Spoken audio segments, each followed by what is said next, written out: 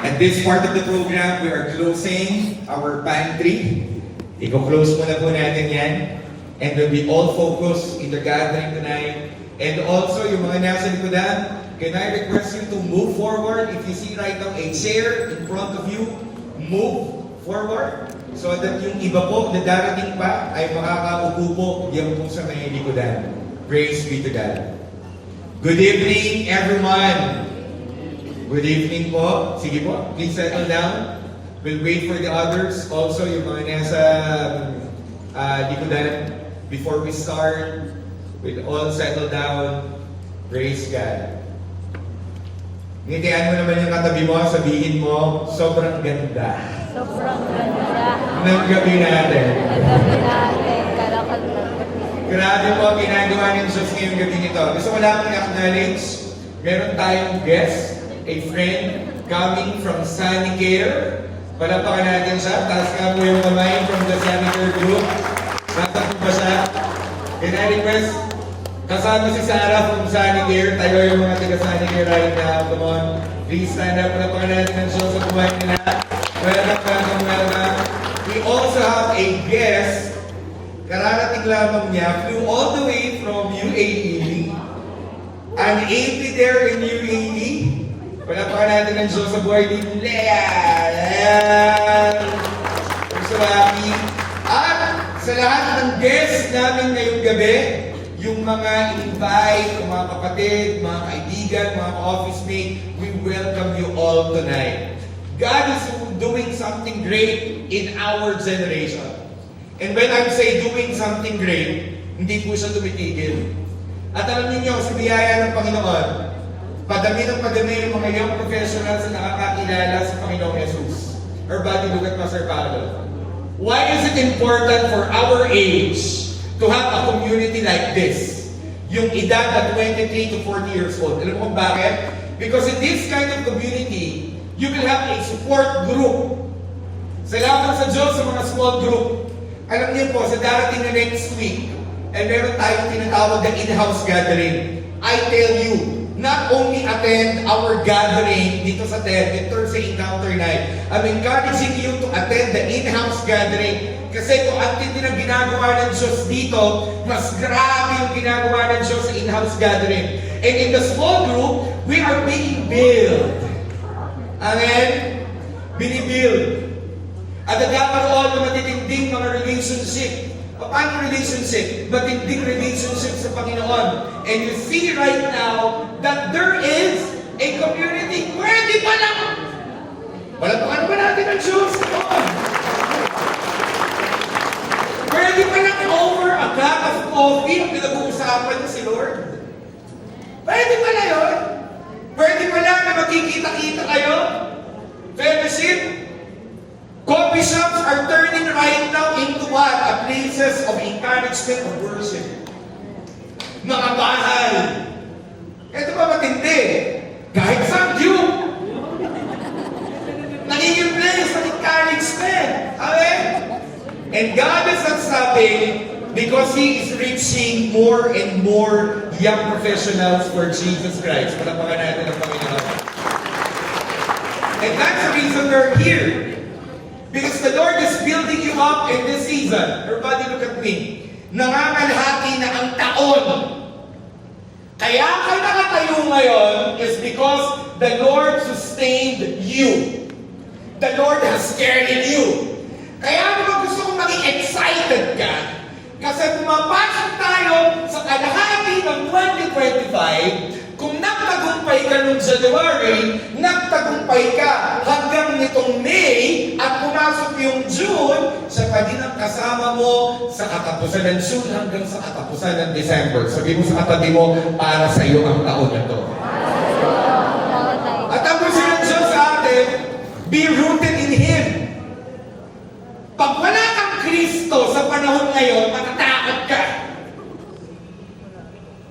Matatakot ka pag wala ang Diyos. Ang dami-dami mga tao ang nagpapanik.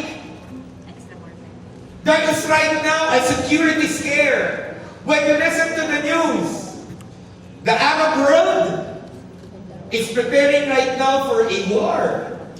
And what I heard, not I heard, but I read, is that a warplane of China has landed in Beirut, in Lebanon.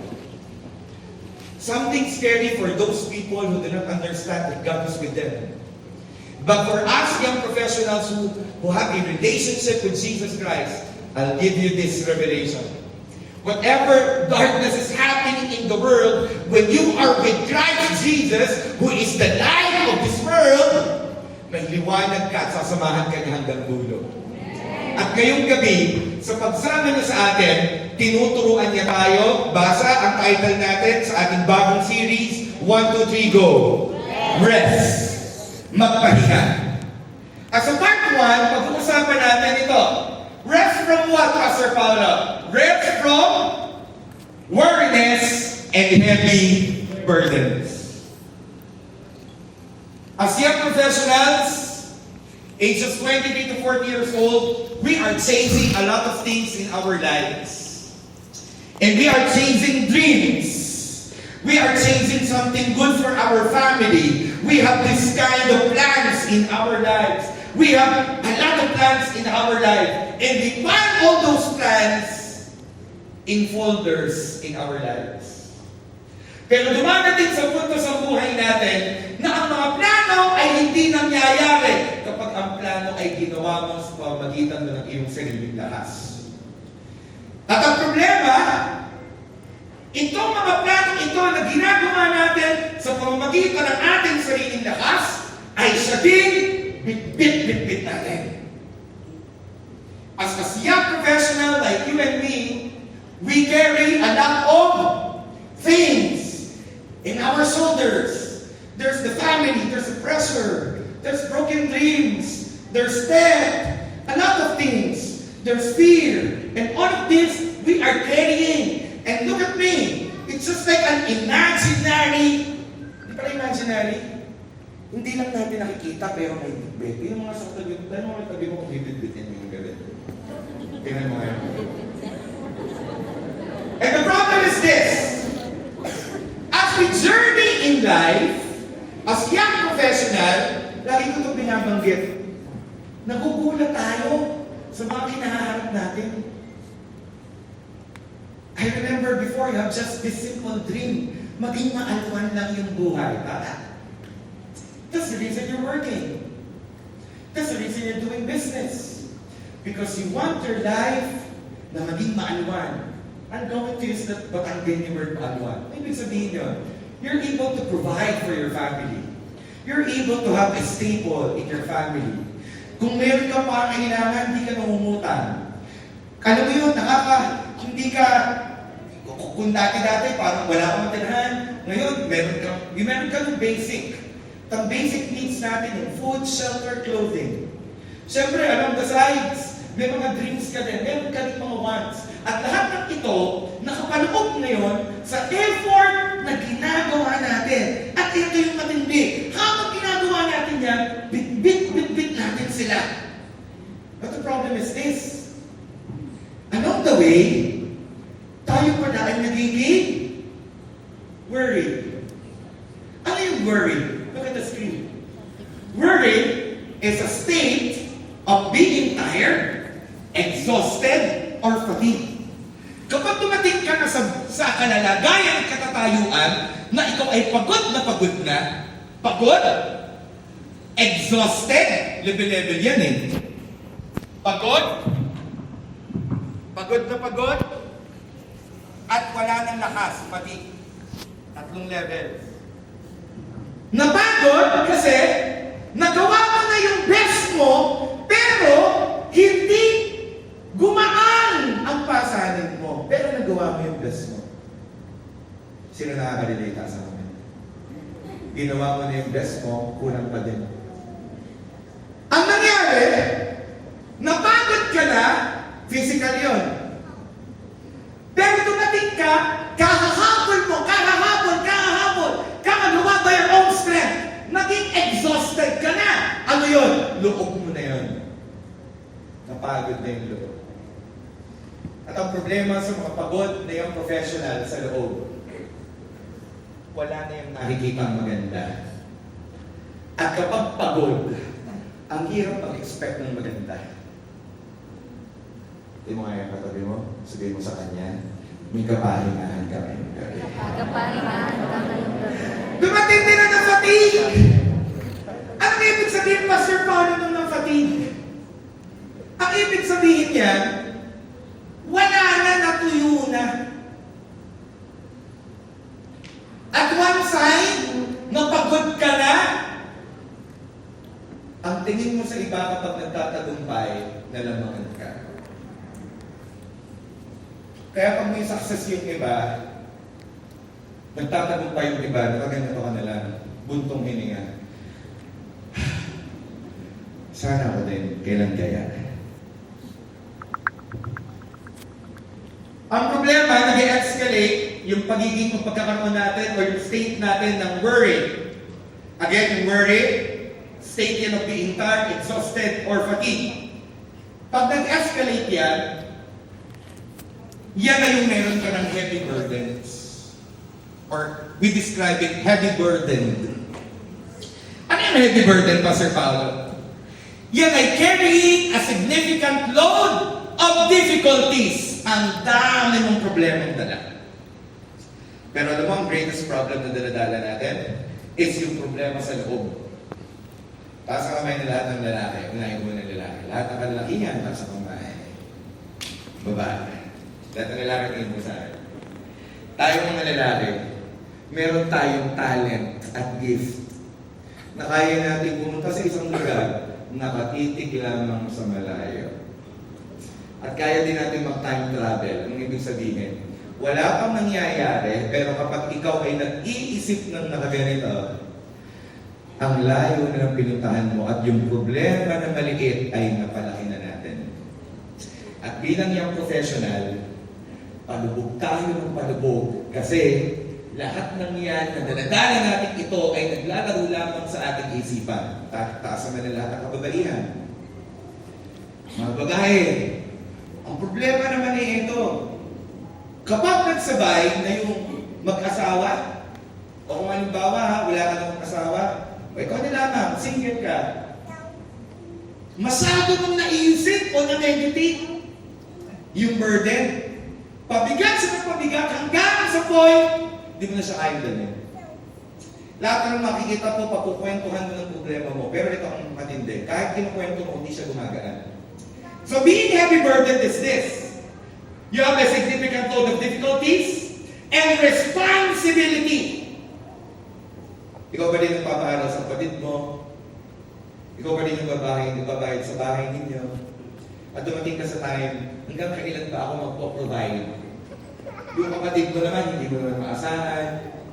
Ikaw lagi yung saklolo. At dapat yung presence mo laging nandoon. Kasi kapag wala doon ang presensya mo sa pamilya, hindi aayos sa pamilya. At dumadating ang time, eto, yung mga responsibilities na yan, wala namang nakakaalam sila sarili natin. At bukod sa responsibilities, nagkakaroon din tayo ng ibang mga worries. Ano ba ang worry? Ito, Pastor Paolo. Worry is kabaliktaran ng faith. In faith is expecting something good to happen. Worry is the opposite. You're expecting bad to happen. Kaya ka nag-aalala. At wala akong nakitang tao na nag-alala na bumuti. Lahat ng kita kong tao na nag-alala, lalong naging miserable ang katatayuan nila. Heavy burden din kapag meron kang ibang mga problema. So itong dalawang bagay na ito, ang danahin nating mga young professional. At dumadating sa puntos na kapag ito ang nangyayari, hindi na natin alam kung anong gagawin. Bakit? Lahat ng yan nakapaligid sa atin. Kasama pa yung rejection. And we all felt so alone. Alone nga ba tayo? Hindi pa na tayo alone. I have a good news for you. Tonight is the night you're going to unload your worriness and your burden to God. Look at me. Mahal ka ni Lord. At dahil mahal ka ni Lord, katulong mo si Lord. Amen. Napagawa ko na ito dati. Siguro alam niyo na to, no? Pero may mga bago tayo, uulitin ko ulit. Utang na loob, walang sasagot ang langgam ng unggoy sa tanong kong ito. Utang na loob. Magbigay ng mga hayop na nagbubuhat ng mabigat. Hayop. Huwag kayong titingin sa kung saan, ha? Hindi hayop na katabi mo. Si Check, stand up. Magbigay ng hayop na nagbubuhat ng mabigat. Face them. Isang with a microphone. Kalabaw po. Walang pa naman natin ng Diyos, kalabaw. Ay, salamat sa Diyos. Tama ang sagot mo. Siyempre, hindi matatalo ito mga bata, may cups ito. Si Angel tayo ka. Magbigay ng hayop na nagbubuhat ng mabigat. Face them. Kabayo mo. Kabayo. Wala na kong bababa pa dyan. Hindi naman siya pa. Kabayo, malapakan natin ang Diyos sa buhay ni Angel. Ano pa tayo po dito? Ano pa tayo? Eto, tanongin natin. Si Tiffany. Tiffany, that's one. Magbuhat ng hayop na nagbubuhat ng mabigat. Isigaw mo, Tiffany. Baka po. Baka! Baka naman! Tama, di ba? Palapakan natin ang Diyos sa buhay nila. Okay. Alam niyo na to, pero uulitin ko lang. Ilan ang paa nila? Magsalita. Lahat. 1, 2, 3, go. Ilan ang paa nila? 4. Isigaw nyo! 4. Isigaw nyo! 4. Bigyan kita na revelation. Ang kaganayin ng Diyos na nagbubuhat ng mabigat ay 4 ang paa. Well, hindi 4 ang paa mo. 2 lang. Tingin sa baba kung 2 paa.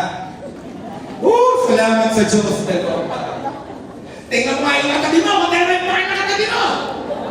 Lahat ng 2 paa pumalampak na malakas kay Lord. Luman pa, Sir Paolo. Bakit? Kasi hindi ka design magbuhat ng mabigat. You were not designed to carry heavy burdens. And it's so good that we have God. It's so good that we have Jesus. Because in Jesus Christ, pag samahin na lahat ng kabigatan natin, hindi kabigatan sa Kanya. Kasi Diyos siya. But the problem is this, it is us. Because we stay on this state na pwede naman palang hindi tayo nandun. And we often forget about God. We forget that God is loving and His design for us is this. He is carrying us. When I say carry, there are times the Lord will allow you to pass it. But even in allow the Lord na dumaan ka, kasama mo siya. Pero sa mga time na hindi mo na kaya, hindi ikaw ang naglalakad, sana yung nagbubuhat. So what is your cry? Ano niya, I'm so excited. Yung excitement namin yesterday, I just want to inform you, before each gathering of AP, we have 8 group leaders. We gather there in the AP office and we pray for all of you. And what is our prayer? Lord, ilusan mo lahat ng young professional na aatin bukas. You need to have a divine revelation in this time that you have Jesus. And the problem is this, pag nakalimutan mo sa panahon ngayon na may Kristo ka, tayo ng pinakakawawang tao sa buong daigdig. Dahil matatakot tayo. Pero ang gusto sa atin ng Panginoon, hindi tayo pumunta sa kalalagayan. Tayo ay natatakot. Tayo ay balisa. Tayo ay punong-puno ng mga heavy burdens. Dahil tayo ay pagod na. We are exhausted. Hindi yun ang gusto ng Panginoon sa atin. Kaya kung pumunta ka dito, pagod na pagod ka, praise God. Ano po, Pastor Paul, praise God, ako pagod na pagod. Yes! Kasi ang kapahingahan ng Diyos ay binibigay niya sa mga taong lumalapit sa Kanya na nangangailangan ng Kanyang rest.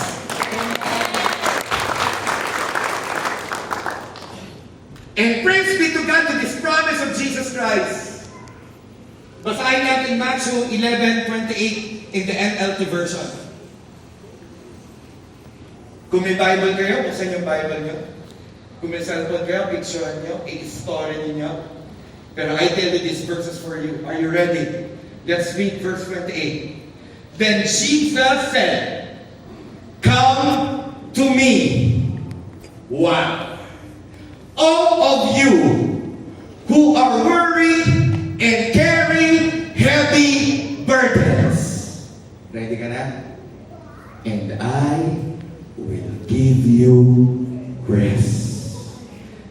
Pwede ba natin palapakan pa? Sa'yo na merong worriness at may burden sa puso na sobrang bigat. Worry ka sa family mo. May burden ka sa family mo. May burden ka sa career mo. You're like pushing walls. You know what is pushing walls? You've done your part. Did all your best. Remain faithful. And still, what you see ay kulang. I give you the good news. Kapag nandoon ang Jesus factor, ang kulang mo, si Lord ang nagpupuno. At ang hindi mo kaya, siya ang nagpo-provide, siya ang nagbibigay, at nagbibigay ng kapayapaan at kapahingahan na hindi natin pwedeng bilhin. Pwede ba natin mga mula sa Jesus? Hihimayin natin ito. At ito din ang ating heart verse for the whole month. Alam mo, nabasa ko na ito before eh. Nabasa ko na ito. Kanta pa nga ito eh, ni Basil Valdez. Tama po ba? Yung iba, yung mga hindi ko kilala si Basil Valdez. Ano ba naman kayo? O sa bayan ng SB19. Okay. Kami lang nakakakilala ng Sheila. Nina Tita Maggie, Tita Lloyda, Tita Irene, Basil Valdez. Anyways, himayin natin. Ang dami-daming revelation dito sa Matthew 11:28 na patungkol sa kapahingahan. Ready ka na? Sabihin mo sa katabi mo, huwag mo kong aabalahin. Sabihin niyo po sa katabi mo, sabihin mo, huwag mo kong aabalahin. Huwag mo kong kukwentuhin. Makikinig ako. Tingnan natin. Meron ako dito mga highlight na salita na napaka-importante tungkol sa Matthew 11:28 na pag-uusapan natin ngayong gabi, pag-uusapan din natin sa ating mga small group sa darating na linggo. Isa-isahin natin. Ang pangakong ito ang nagsasabi si Jesus. Hindi ito sinabi ng angel. Hindi ito sinabi ng kapitbahay mo. Hindi ito sinabi ng pastor lang. Hindi. Ang nagsasalita dito si Jesus. At dahil si Jesus ang nagsasalita nito, totoo ito. At kahit subukan mo ba? At ito gusto kong sabihin, talagang sinasabi sa iyo ng Panginoon, gawin mo ito. Anong sabi niya? Then Jesus said, "Come to me." Kanina daw lalapit? Kay Jesus. At pinalalapit ng Panginoon tayo, may description ang Panginoon sa mga tinatawag ng lumapit sa Kanya. Lumapit kay Jesus. At sino yung mga taong yun? All of you! Sikuhin mo yung katabi mo. Huwag sa mukha ha. Sikuhin mo. Come on. Huwag sa mukha. Sikuhin mo muna. Alam nyo, hindi ko alam kung sa lamay ba kayo pumunta. Baka nakatahimik nyo. Pwede ba sikuhin mo yung katabi mo? Sabihin mo, kasama tayo. Kasama tayo. Ang sabi ng Word of God, come to me, all of you, ito ang description, who are worthy. Pagod ka, qualified ka. Hindi naman sinabi ni Jesus na, May, bago ka lumapit sa akin ngayon, papalakas ka muna. Hindi sinabi ni Jesus na gano'n. Hindi sinabi ng Panginoon kay Isa, Isa, come to me when you are strong. Hindi! Hindi ko sinabi kay Atty. Mark, Atty. Mark, My son, come to me when you're ready. Naku, hindi yun ang sinabi. Ang sinabi ay ito, come to me, all of you who are weary. Weary ka ba ngayon? Exhausted ka emotionally? Pagod ka mentally? Alam mo, we can put up a show. Oh, we're expert in hiding, in concealing. Pwede natin sabihin, I'm so okay, I'm so good, Pastor Paolo. Pero ang totoo, ikaw ay worry na, ikaw ay overburdened na. Ano pa? Sinabi ng Panginoon dito na, come to me, all of you who are worried and carry heavy burdens. Dalawang bagay. Yung qualification, ipatasyon ng Panginoon. Kung ikaw ay worried, at kung ikaw ay heavy burden. Alam mo, ang burdens naman natin, hindi lamang naman problema sa pera eh. Ang burden mo, meron kang passion na pinaglalabanan, hindi saan ka na inaayawan. Ang burden mo, Lord, ayaw ko nang bumalik dun sa dati. Lord, gusto ko na magpatawad. Ang tagal-tagal mo nang hindi ka galit. Ang tagal-tagal mo nang hindi kinakausap ang parents mo. Ang tagal-tagal mo nang tinitiis ang kapatid mo. Pati yung kaibigan mo, hindi kayo nagtitibuan. Ang hirap nun. At yun ay mga bagay na nakakapag-worry at yan ay burden. Pero ang sabi ng Panginoon, lumapit ka sa akin kung ikaw ay napapagal, kayong napapagal, kayong nabibigatan, at bibigyan ko kayo ng rest. Hindi sinabing pagbabayaran mo ang rest. Anong sinabi? Bibigyan ng rest. Bibigyan ng rest. At irutin may sandaan ka.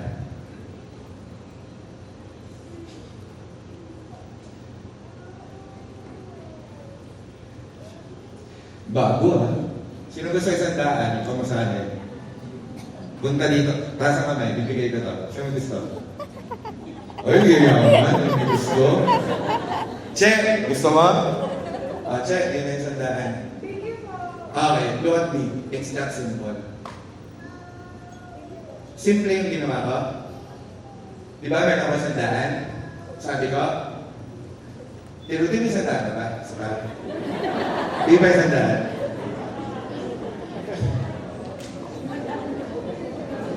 Sabi nga, misis ko yan, ha? Misis ko yan. Babayaran mo ako, ha? Alam niyo po, sa masarap na pag-aasawa, samahan ng mag-asawa, ito medyo luna.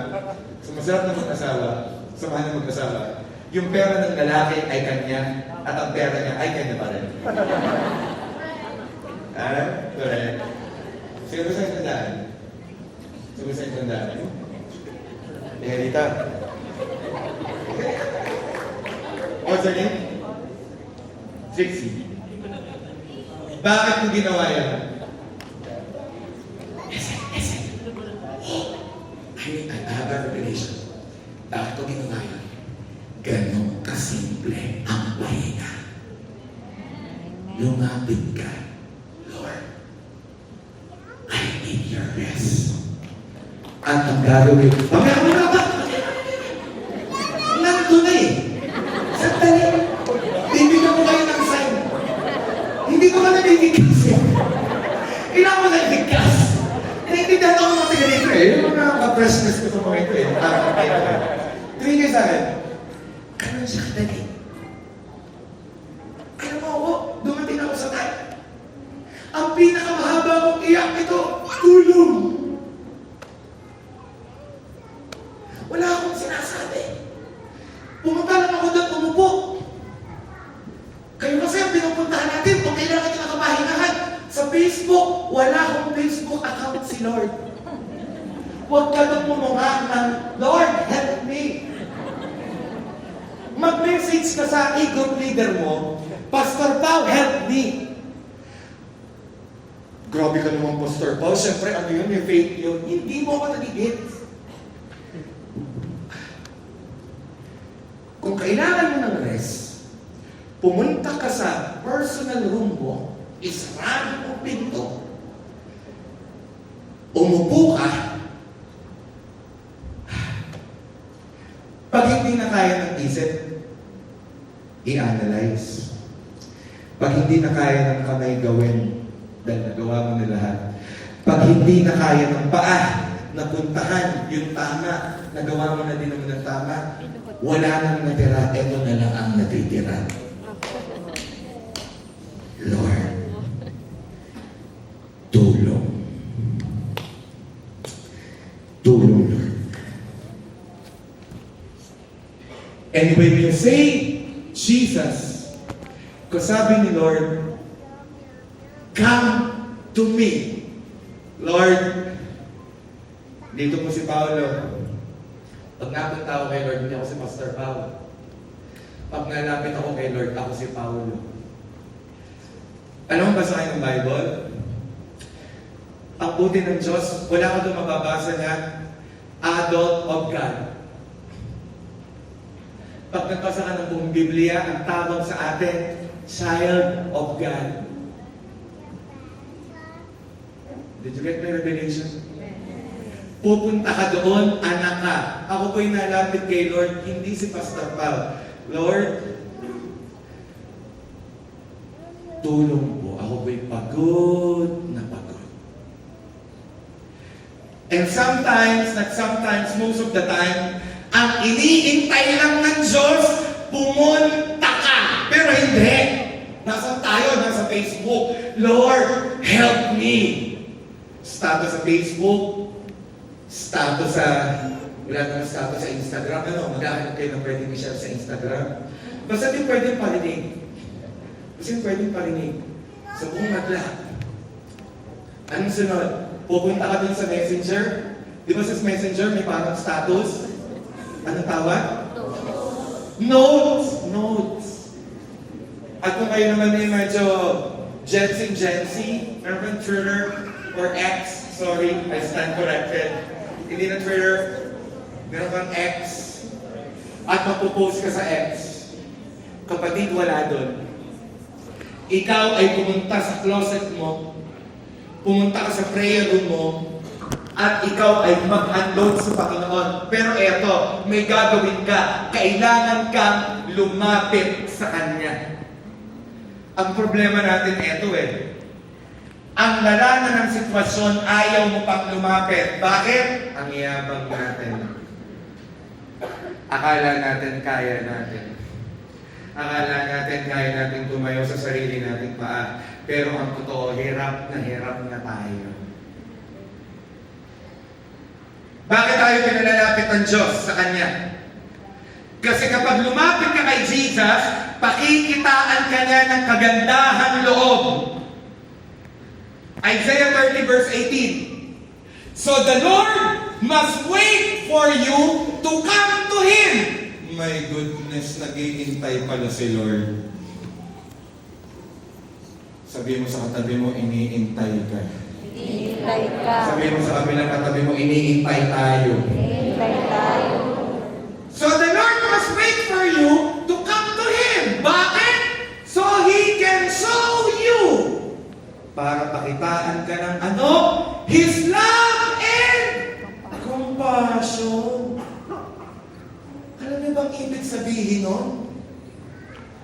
Pakikitaan ka ni Lord ng pag-ibig at habang yung sitwasyon mo na pagod ka, si Lord ang magbubuhat sa'yo. Sabihin mo sa katabi mo, bubuhatin ka ni Lord. Bakit gagawin ni Lord yun? For the Lord is a faithful God. Tapat siya. Alam niyo po bilang pastor at youth leader niya, this is what I can only do. Number one, pray for you. Alam mo ba, magagawa lang namin ni Ate Rudy? Ipanalangin ang bawat isa. At ang prayer namin, walang malaglag sa atin. Ang prayer namin, walang bumitaw sa atin. Ang prayer namin, walang madapa sa atin. Ang prayer namin, magpatuloy tayo. Bakit? Kasi it's worth it. Because at the end of this life, it's only you and God. Kapatid, kung ang buhay natin ngayon, nakapokus lang tayo sa material, napakakawawa natin. Kapag ang hinahabol lang natin, bakit tayo nagpapakapagod sa trabaho, ay dahil ang gusto natin magpapatayo ng malaking bahay, magkaroon ng malaking sasakyan, makapag-travel, para marating ko may my day, para masabi din na nakapunta siya sa ibang bansa, ako dapat ay nakapunta din sa ibang bansa. Kapag yun lang ang silbi, ang target natin sa buhay natin, tayo ng pinakakawawang tao. Kasi lahat yan ay mawawala. I remember in America, those people in Hollywood, they are the richest people in America. They have fame, they have cars, they have houses, they have money. But in one sudden night, wala lahat. And we were all chasing.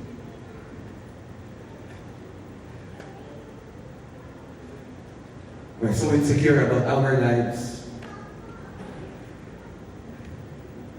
Dumating na ba tayo sa point na tayo, hindi tayo makontento?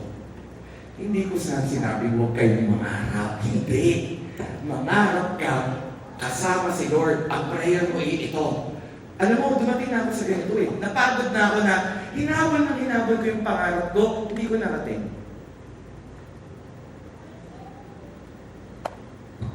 Pero when I changed my prayer, Lord, bring me not to my dreams, but the things you're dreaming for me.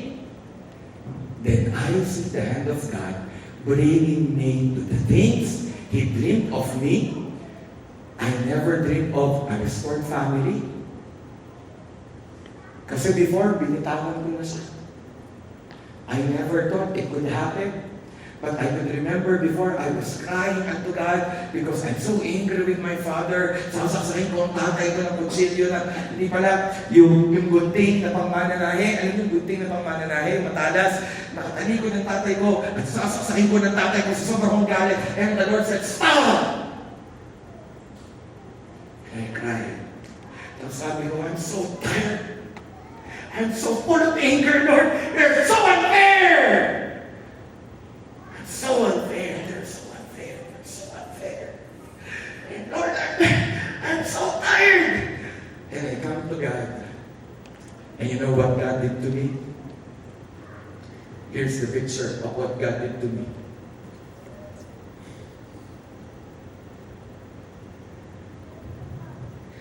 And this is what God is doing tonight to you.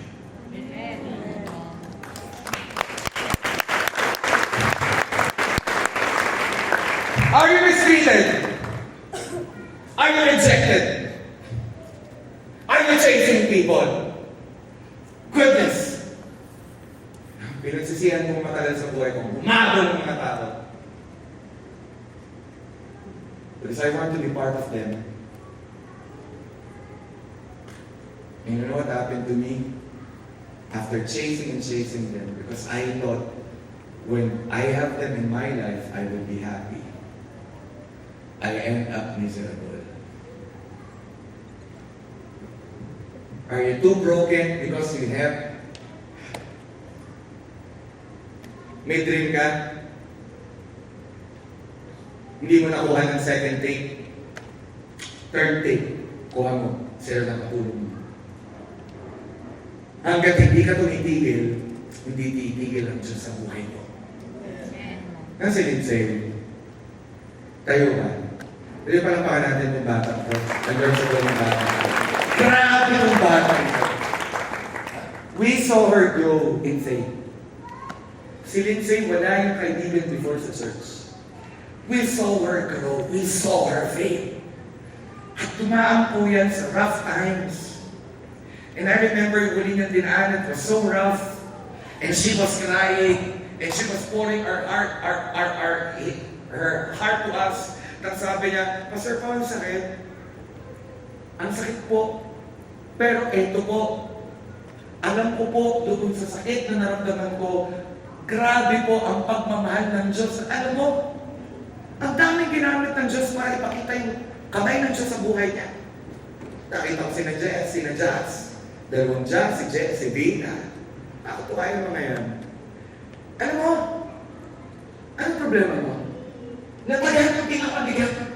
Yung pinakamabigat mo ay hindi mabigat kay Kristo. Sabihin mo sa katabi mo yun, ang mabigat sa iyo, hindi mabigat kay Kristo. Mabigat sa hindi mabigat kay Kristo. Kaya iniimbitahan tayo ng Diyos na lumapit sa Kanya. Ang sabi ng Panginoon, kung ikaw ay nabibigatan, lumapit ka. Kasi ang gusto ng Panginoon, hindi ikaw ang nagbubuhat. Ang gusto ng Panginoong Diyos, ikaw ang binubuhat. At dahil ikaw ang binubuhat, dahil ikaw ang kine-carry, meron kang gagawin. Ano yun? Lalapit ka sa Panginoon para pakitaan ka niya ng karakter niya. Dami kong kinakounsel eh. Sa darating na July 19, magkakaroon tayo ng first ever Purity Conference dito sa JB1 Church. 19, lalaki. Sa next Saturday, babae. Meron ng maliit na registration fee. Pero kung nag-register ka ng Phil 25 nung May hanggang June, ikaw ay libre na noon. Ang dami kong nakakounsel na pagod na sa issue ng purity. Ang dami kong nakakounsel na umiiyak. Pastor Pao, gusto ko na talagang itama ang buhay ko, pero hindi ko kaya itama ang buhay ko. Well, anong gagawin mo? Lalapit ka sa Panginoon. Pero tayo namimiss eh. Hindi tayo lumalapit sa Panginoon kasi hindi tayo nagpapakumbabang lumapit. Ang sabi ng James 4:6 ay ito, He gives grace graciously. Nagbibigay siya ng biyaya graciously. Lumapit ka lang sa Kanya. Alam nyo, this is my prayer. Huwag tayong maging generation. Mahusay lang tayong mag-share ng Bible verse sa Facebook, mag-post. Pero we do not open our own Bibles. This is my prayer. Huwag tayong maging gano'n. Alam natin ang Bible sa social media, pero hindi talaga natin siya nabubuklat. Alam mo, itong Word of God na ito, kaya ito ibinigay sa atin ng Panginoon para basahin natin. Kasi dito mo ma-encounter ang Panginoon at ang invitation sa iyo ng Panginoon, lapit ka sa Kanya. Hindi masamang lumapit sa pastor. Hindi masamang lumapit sa A-group leader. Hindi masamang lumapit sa iyong A-group member. Dapat na, ginagawa mo yon. Pero bago ka lumapit sa iyong pastor, bago ka lumapit sa iyong A-group leader, bago ka lumapit sa iyong A-group member, lapit ka muna kay Lord at sabihin mo, Lord, nandito po ako! Tulong! At alam mo sasabihin sa iyo ng Diyos, nandito ako, tutulungan kita. Kung ikaw yung palabang mo si Jesus. Jonas, can I invite you? God opposes the proud. Ano ang sign ng proud ka? Are you ready to hear this? Ang sign ng proud ka is when we don't pray. Pag hindi ka na nagpe-pray, ang ibig sabihin nun, sinasabi mo kay Lord, directly, ito. Don't need you, Lord. I don't need your provision today. Dami kong pagkain, sarap. Yun yung kakain na lang po tayo. Huwag po natin yung tayo malait. Mag-pray ka ng maayos. Sa atin kasi nagmamadali eh. Lord, maraming salamat po sa mga pagkain ito. Pagpalain ko magpapagkain ito. Maging kalakasang kalakasang ka ng tawa ng Jesus. Amen! Eh, nakalimutan mo mag-pray. Oops! At doon lahat mo na dalun ako na nasa tiyan ko na ngayon ay maging kalakasan niya kapag sa kalakasan. Sa pangalan ni Jesus, Amen! Hindi. Kung meron kang pagkain, pray ka na ganito. Lord, thank you po ha, na-provide ka. Kasi kung wala kang binigay na pera, hindi ako makakain. Itong kinakain ko, hindi naman gusto pagkain, nabusog po ako kung sarap. Pag hindi na tayo nagpe-pray, we are proud. Pero sabi ng Bible, God opposes the proud. Basa, 1, 2, 3, go. But gives grace to the humble.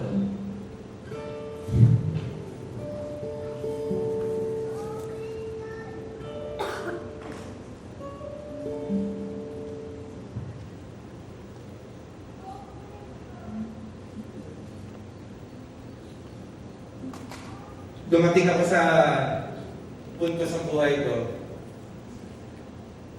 Because I was sexually molested when I was in the age of, you know my story? I was sexually molested by the age of 4 to 9 years old. And life became so difficult, Jonas. Life became so difficult for me. Most of my battles are happening here. You know the problem when your battles is in your mind? Kahit saan ka pumaling, nandun yung problema because the battle is in your mind. And I remember before, I'm always insecure. I'm always comparing myself to others. I'm always looking at other people and say, sana I have their life. At hindi ko alam, naiinggit na pala ako ng matindi. Hindi ko alam, sobra na akong nandun na pala ako sa sitwasyon ng buhay ko. That I have a lot of bitterness in my life because I was telling, kung ganun lang ang buhay ko, sana ayos ako. But I'm missing a big point. And what's that big point? Hindi ko pala kailangan maging kagaya ng iba o katulad ng iba para bumuti ang buhay ko. Ang kailangan ko ay si Jesus. Dahil si Jesus ang nagpapabuti ng buhay natin. Ang dami kong hindi maayos. Tinry kong ayusin ang aking family. Ginawa kong solusyon, magbigay ng pera. Nung kumikita na ako, pinakain ng nanay ko, ang tatay ko, ang kapatid ko, binilhan ko ng damit. Biniligan ko ng lahat ng material na bagay. Hindi na ayos. Pagkadating yung problema, sasabihin pa din sa akin, oh, kulang yung ganito, kulang yung ganyan. Hindi din ayos. So may problema na ako sa family na tinatry kong isolve. May problema pa ako sa aking personal life, gusto kong ayusin kasi I want to be fixed. And then I have problems in my work. I'm handling people, I'm fixing problem of people, and their problem became my problem. So ang dami-daming nangyayari sa akin. I have problem in my family, and I have problem in myself, and I have problem with other people. And then I told myself, I need to have friends. Siguro pag meron akong friends sa labas, mababalanse. So I did have friends. But what turned out, I changed them. At ang hirap pag you're chasing people. While even you give to them, even you're present in their times of problem, they didn't become present in my time of problem. So what happened? Ang dami kong problema. At came to a point, ang sabi ko sa Panginoon, Lord, I give up. I'm just tired. I don't know where to go. Alam mo nangyari? God showed up. I could just imagine, nung nag-pray ako, pumasok si Lord sa aking buhay at sinabi ni Lord, wow, I'm here! At kung i-visualize ko, naiyak ako dun sa loob ng bundok na aking ginawa. At nung ako'y naiyak, dumating si Lord at sinabi ng Panginoon, okay, starting today, I'll be your Lord, I'm your Savior, aayusin natin. And you know what happened? The Lord entered in my life and started to heal my heart. And as the Lord heals my heart, He started to heal my family. And the Lord said, you're giving me your burden, I'm giving you love, patawarin mo ang tatay mo. January, may sakit ang tatay. Akala natin mamamatay na siya. He was crying. And you know, yung tatay ko, kinausap ako ng heart to heart at ang sabi, JB, palayo ko JB, patawarin mo ko ha. Hindi ako naging mabuting ama sa inyo. Dami kong pagkukulang sa'yo. Patawad.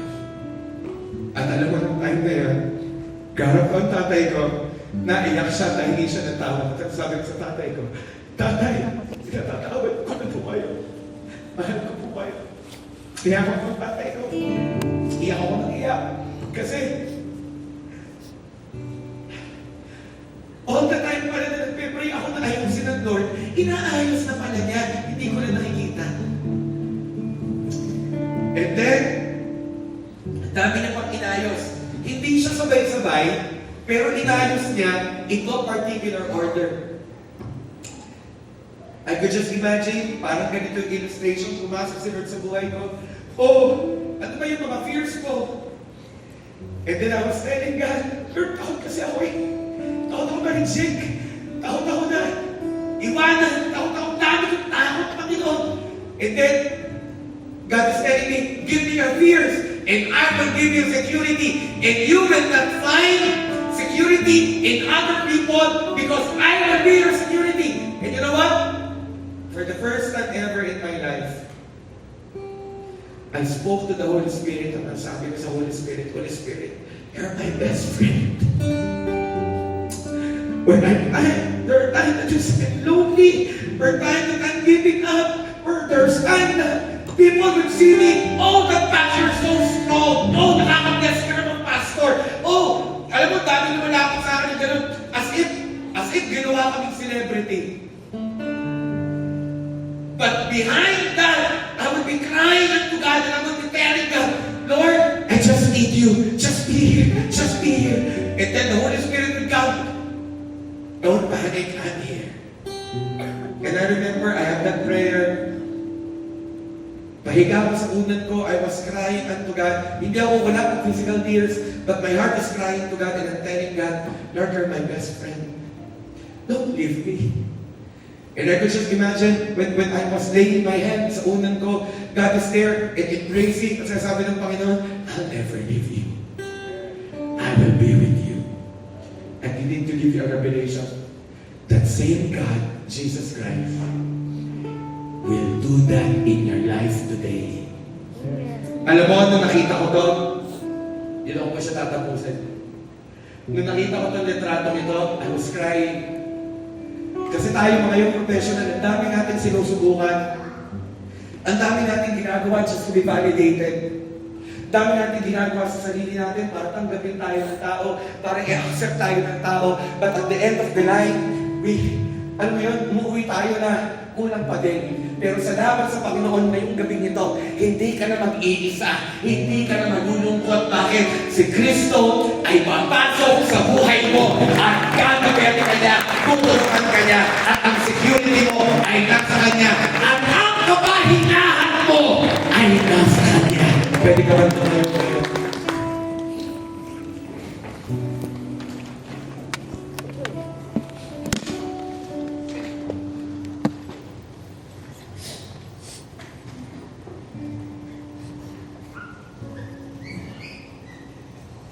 Malaya na tayo.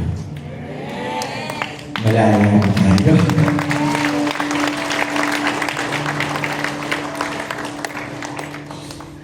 Malaya na tayo sa pasal natin. Malaya na tayo sa rejection. Malaya na tayo dun sa iniwan tayo before. Malaya na tayo dun sa mga nakasakit sa atin dati. Yung pagod na pagod tayo. Papasok tayo sa presence ng Panginoon. Lord, daladala, pagpasok ko sa'yo. Kasi ganito Pastor Pao, papasok ako, dami kong dala. Okay lang! Okay lang. Dalhin mo na lahat. Kasi pagpasok mo sa presence ng Panginoon at kinatagpuan ng Panginoong Jesus na yun, iiwanan mo na yun. Malaya ka na. Amen. Close your eyes. Bow down your heads. Tanggap Tanggapin mo ang Panginoong Jesus sa iyong puso. Sabihin mo itong panalangin ito. Sabihin ng Panginoong Jesus, salamat sa pag-ibig mo. Salamat.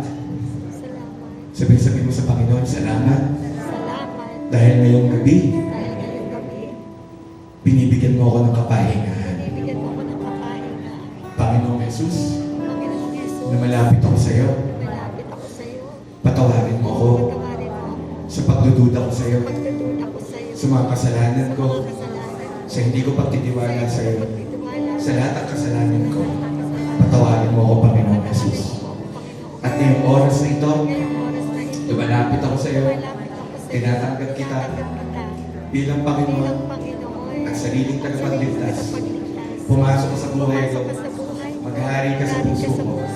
At salamat At salamat kasi kasi ang pangalan ko, ang pangalan ko, isinulat mo na din isinulat mo sa na aklat ng buhay sa sa aklat langit. ng buhay sa langit.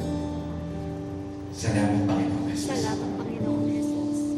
Ako na lang magpe-pray. Lord, you will do something amazing tonight.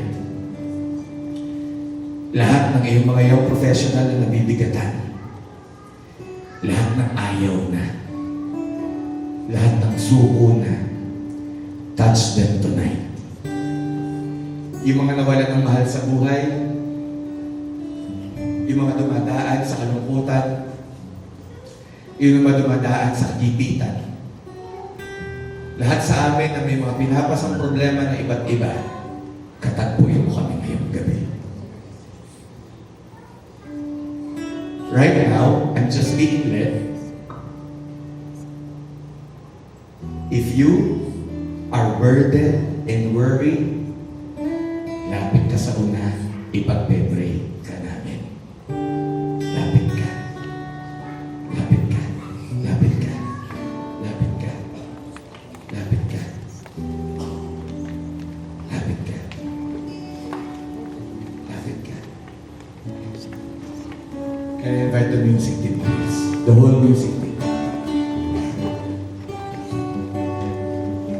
If you're tired, Lord, I'm chasing my dreams, but hindi ko siya maabot-abot.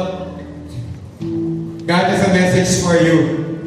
Ask the Lord for His dream in your life, and the Lord will bring you there. You're so tired about your family, so tired about your giving to others. O nakita kita, ubos na ubos ka na. Ikaw yung bigay ng bigay, ikaw yung bigay ng bigay, para bang naubos ka. There's something right now, kinakatsawan ka, kailangan magkakaana. Hina mo naman. God saw those words. God saw those words. Heard those words. Meron dito single, sinasabi, huwag pala ka pang asawa. Narinig ng Panginoon. Meron dito, you're aiming, you're doing everything para makapagtapos. You're doing it by your own self. You're doing things. You're doing business by your own self. Right now, bibigyan ka ng Diyos sa kapahingahan. Come on, come on. May ginagawa si Lord. Meron dito, pagod na pagod ka lang umabol ng tao. You've been chasing people just to be accepted. Ginagawa mo yung mga napakadaming bagay para na makuha ang validation ng iba. Naghihintay ka ng message nila. Naghihintay ka ng mag-reciprocate yung pag-ibig na binibigay mo sa kanila.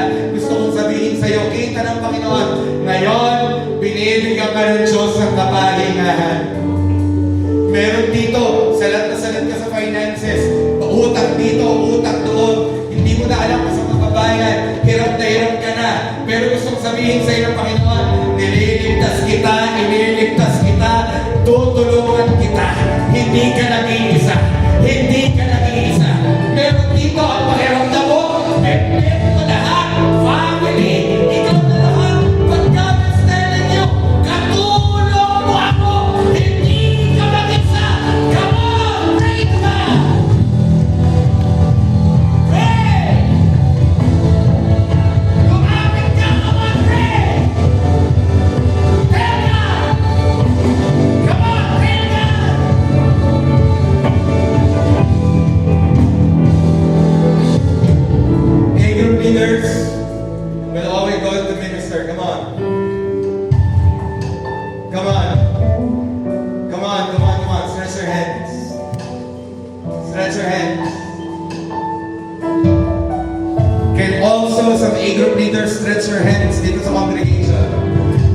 meron sa congregation, hindi ka makapunta dito kasi nahihiya ka. Pero walang palalampasin si Lord ngayon. Oh, lahat ng pagod! Pagagaliin ni Lord at binigyan ng kapahingahan! Come on! Pour out to God!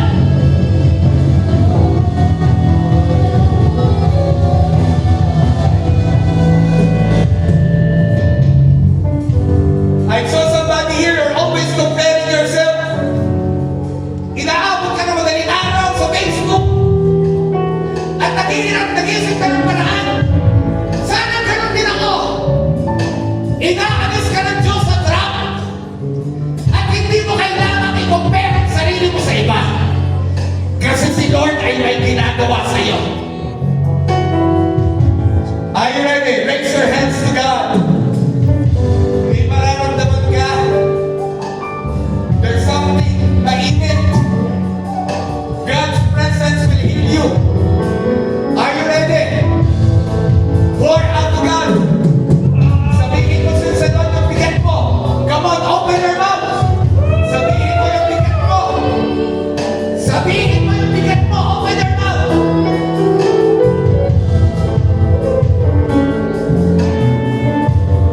There's somebody here. Your prayer is, Lord, I want to be faithful. Pero I keep falling. That the Lord will help you in your weakness. Are you ready, Amy? God, raise your hands.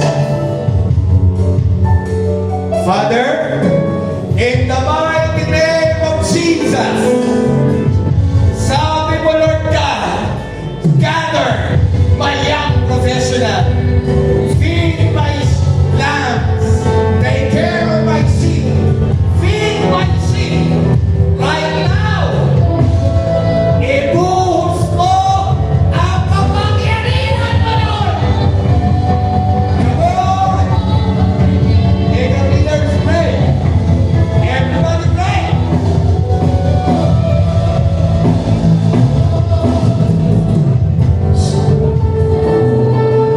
Holy Spirit, touch all people in this place.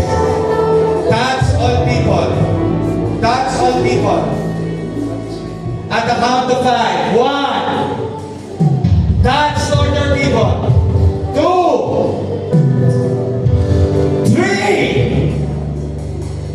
Heavenly Father, right now, pour out your spirit. 4. And 5. Let the Holy Spirit touch your sons and daughters. Now in Jesus' name. Now in Jesus' name. Nakakabigatan.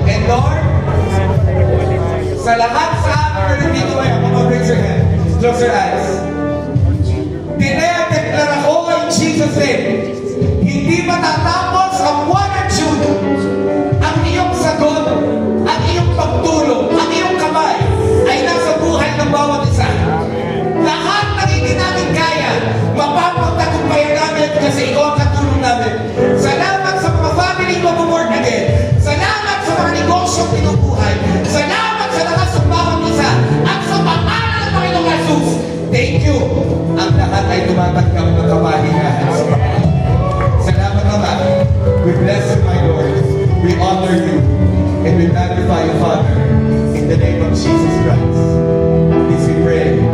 In Jesus' name. Amen. Amen. Parapahan natin ang Panginoon. Huwag kang pangalan sa tayo. Can you find right now a partner? Find a partner. Yung mga bago, tabihan mo kayo, tatabihan kayo ng mga matanda. Find a partner. Choose a partner. Come on. Choose a partner. Choose a partner. Find a partner. Find a partner. Kung wala kang ka-partner, pwedeng tatuluhan. Basta find a partner.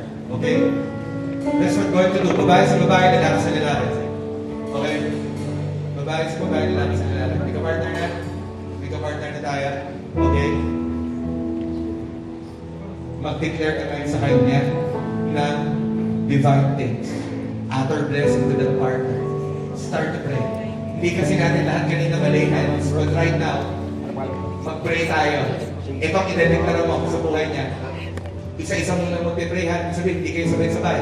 Yung magka-partner, yung isa muna mag-pray, bago yung isa mag-pray. Pero kung bago ka, okay, hayaan mo na.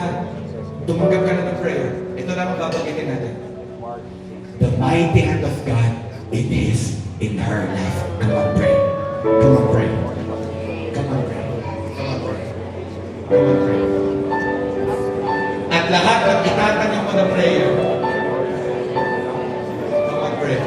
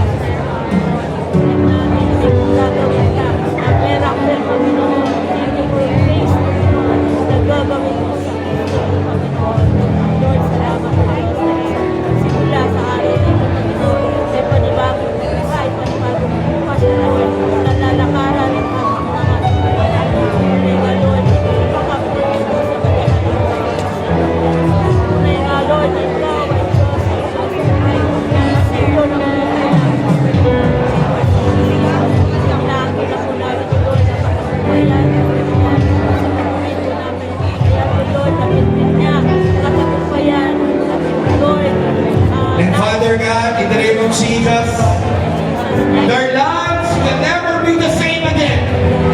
And we will all learn to be rested.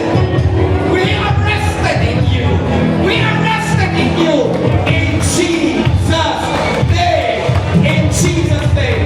Salamat Ama, we honor you and we bless you for tonight, O God. In Jesus' name. This we pray. And everybody shout! Amen! Amen. May kasama ka at si Jesus yun. Amen. Glory po sa iba. Amen. Hindi ka mag-isa, kasama mo si Lord.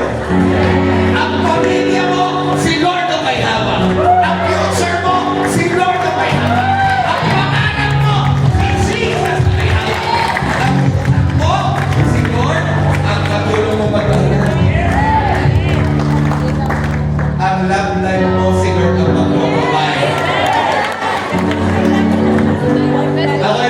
there? I'm just being led. Sa mga nag-iintay ng baby, raise your hands. Raise your hands. Egg group leader, tabihan mo, egg group leader. Pag may nakita ka mag-isa, tabihan mo muna sa kamay. Taas ang kamay na naghihintay ng baby.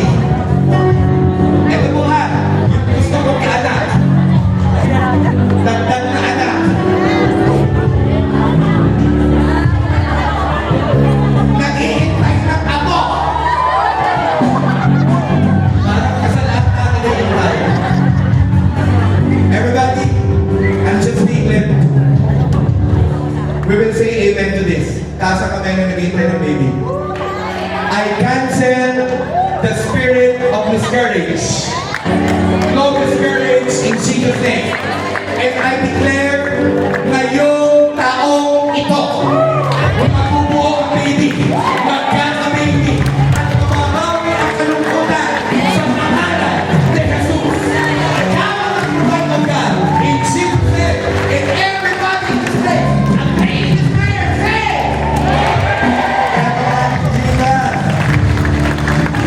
taas ang kamay ng pinalaya ni Lord! Taas ang kamay! Meron na siyang pahinga! Umatag ka ng pitong tao. Sabihin mo, rested ako sa pag-ibig ni Jesus. Rested ako sa pag-ibig ni Jesus. Dalawa, rested ako sa pag-ibig ni Jesus. Rested ako sa pag-ibig ni Jesus! Wow! Rested ako sa pag-ibig ni Jesus! Rested ako sa pag-ibig ni Jesus! Ang kapag nakapituman na, palakpakan mo si Jesus!